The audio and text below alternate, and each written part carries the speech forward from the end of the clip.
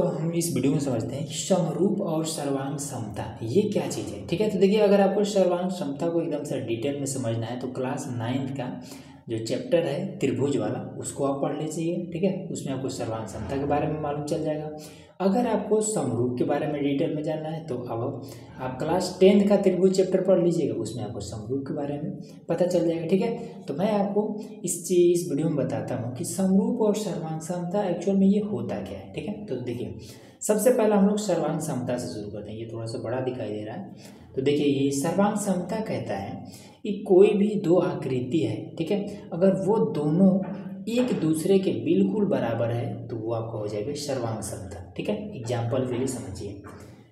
तो यहाँ पर हमने एक ये ढक्कन ले रखा है। ठीक है, अब ये ढक्कन क्या है, कुछ ऐसा वृत्ताकार टाइप का है। ठीक है, हमें दूसरा कुछ नहीं मिला तो यही हमने ले लिया। ठीक, तो चलिए काम चला लीजिए। अब एक बार हम क्या करते हैं, एक और ढक्कन हम इस तरीके से ले लेते हैं। ठीक है, अब ये दोनों ढक्कन क्या है, इनकी साइज जो है एकदम से बराबर है। ठीक है, इसको हमने उठाया, इसके ऊपर रख दिया। अब इसके चारों तरफ आप देख सकते हैं कि कोई भी एक दूसरे से कोनो बड़ा नहीं है। ठीक है, एकदम से एक दूसरे के बराबर है। ठीक, तो हम इस कंडीशन में कहेंगे कि ये दोनों ढक्कन या फिर इस प्रकार की कोई भी आकृति जो एक दूसरे के बराबर है, यही होता है सर्वांग समता। ठीक है, तो हम क्या कहेंगे, गणित की भाषा में इसी को यही कहा जाता है कि जब दो आकृति एक दूसरे के बिल्कुल बराबर हो तो सर्वांग सम होता है। ठीक है, जैसे मान लेते हैं कि एक वृत्त है या फिर वृत्त हो, त्रिभुज हो या फिर वर्ग हो, आया तो कुछ भी आप एग्जाम्पल के लिए ले सकते हैं। ठीक है, एक वृत्त है और एक दूसरा वृत्त है। इस वृत्त का नाम है मान लेते हैं ए और इस वृत्त का नाम है मान लेते हैं बी। ये एक दूसरे के ये बराबर है तो हम इसको कहेंगे कि ये दोनों सर्वांग सम है। ठीक है, सर्वांग सम का सिंबल इस तरीके से होता है।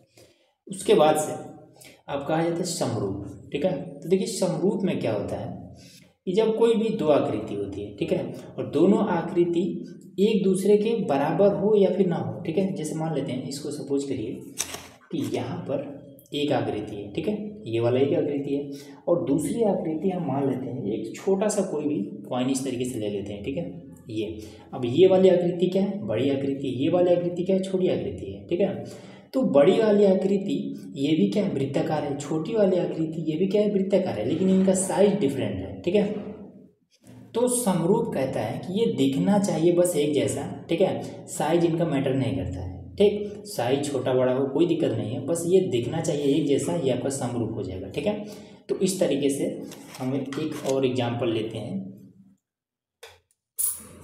तो देखिए यहाँ पर हम एक आकृति बना लेते हैं, बड़ा सा ये आकृति, ठीक, जिसका नाम मान लेते हैं सी है, और एक आकृति और बना लेते हैं यहाँ पर जिसका नाम मान लेते हैं कि डी है। और ये क्या है, ये दोनों एक दूसरे के जैसे ही हैं। ठीक है, बस इनकी साइज छोटी बड़ी है। ठीक है, लेकिन बना कैसे है, ये भी वृत्त है ये भी वृत्त है, तो इसलिए ये दोनों क्या हो जाएगा, समरूप होगा। बस यही आपका ये होता है सर्वांग समता और ये होता है समरूप। उम्मीद है कि आपको इजीली सब कुछ समझ में आ गया होगा।